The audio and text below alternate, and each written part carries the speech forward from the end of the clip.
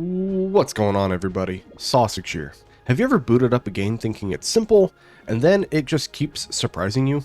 That's Rogue Cell, a tiny game that ended up having more going on than I expected. So, the gameplay. You play as a single cell in an open arena, and your goal is to absorb smaller cells to grow larger, and each absorbed cell earns you points. These points are then spent in a skill tree where you can buy things such as increased movement speed, increased size, or you can get more points per absorption of the cells you collect. There are larger cells that roam the arena and you can absorb them, and there's also viruses, but the viruses are pretty static, they don't chase you. You can buy an upgrade later that causes them to kind of float and drift, but that's about it. Absorbing them does have a chance to instantly kill you though, so it's a bit of a gamble. Now, what are some things that the game includes? Well, there's a standard mode, which is pretty standard. There's a boss fight at the end, which I was not expecting, even though it says it in the Steam page. There's also a New Game Plus mode, which I really wasn't expecting. And in this New Game Plus mode, the enemies are larger, and every time you die, you lose 25% of the points that you've collected from absorbing all of the other cells. There's also an arcade mode, which I thought was going to be like a roguelite element where you just go and go and go until you lose, but I was wrong. It's actually a multiplayer focused mode where you compete against other players and you just absorb cells and grow bigger, and whoever's the biggest wins, and that they're at the top of the leaderboard and all that good stuff.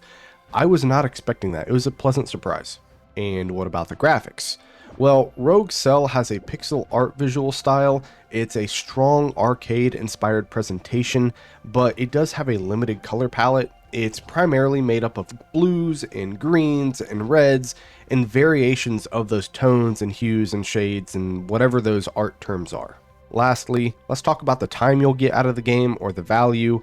Rogue Cells costs $2 on Steam. I got just over 2 hours worth of gameplay out of it, and I completed the standard game mode, the New Game Plus mode, and arcade mode, though I didn't necessarily complete it. It's just that I played and played until I became the biggest cell, and I just decided to turn the game off. As for the achievements earned, I earned 9 of the 10.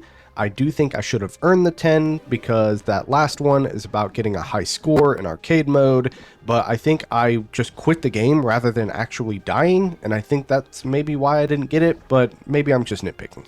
With all of that said, Rogue Cell earns a rating of 7 sausages out of 10.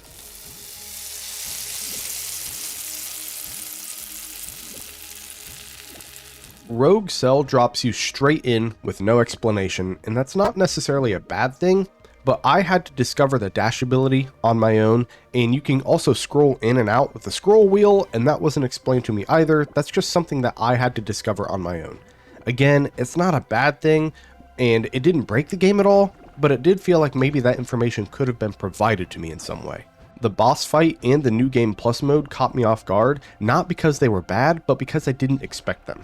Now, my favorite surprise was arcade mode, because like I said, I expected a roguelite style endless mode, and instead I got a multiplayer mode, and it was genuinely fun.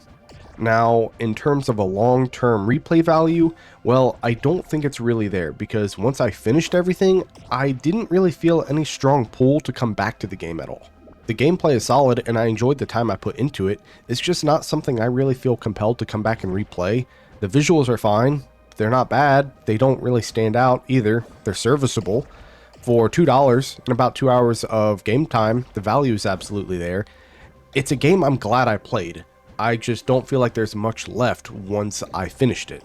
Again, for $2, Rogue Cell is a fun, compact arcade experience. Just don't expect it to stick around in your brain long after it's over.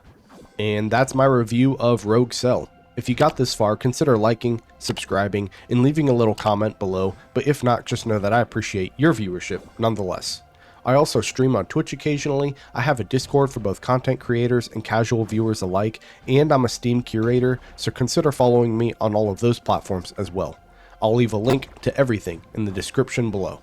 Anyway, I think I'm going to cut my review here. Mahoney out.